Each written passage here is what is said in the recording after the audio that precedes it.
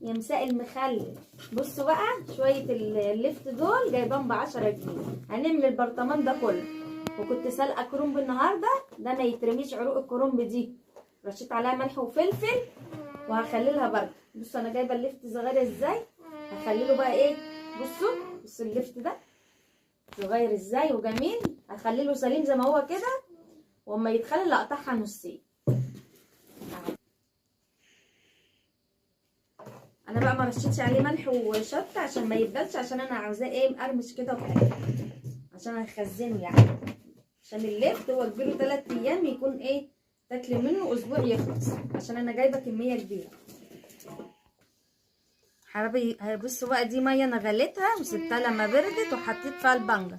ده كيس ملح، نحط كام معلقه شطه كده حلوين، ممكن نحط الشطه هنا، احطهم كلهم يبشوا هيبقى حراق.